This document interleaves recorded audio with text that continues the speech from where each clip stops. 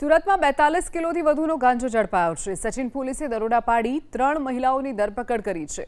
Ambikanagar Pardi કણેદ road વિસ્તારમાં નશાનો કારોબાર કરનાર ઓડિશાના ગંજામ જિલ્લામાંથી ગાંજો મંગાવ્યો હોવાનો પણ ખુલાસો થયો છે।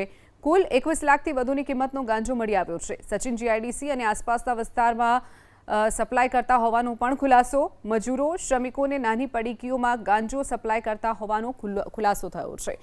તો ગાંજાના જથ્થા સાથે 3 મહિલાઓની ધરપકડ કરી લેવાઈ છે।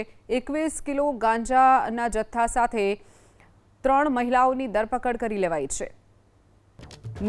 નશાનો કારોબાર કરનાર ઓડિશાના ગંજામ જિલ્લામાંથી ગાંજો મંગાવ્યો હોવાનો પણ ખુલાસો થયો છે। કુલ 21 લાખથી વધુની કિંમતનો ગાંજો મળી આવ્યો છે। સચિન જીઆઈડીસી અને આસપાસના વિસ્તારમાં સપ્લાય કરતા હોવાનો પણ ખુલાસો। મજૂરો શ્રમિકોને નાની પડીકીઓમાં ગાંજો સપ્લાય કરતા હોવાનો ખુલાસો થયો છે। તો ગાંજાના જથ્થા સાથે 3 મહિલાઓની ધરપકડ કરી લેવાઈ છે। 21 કિલો ગાંજાના જથ્થા સાથે 3 મહિલાઓની ધરપકડ કરી લેવાઈ છે।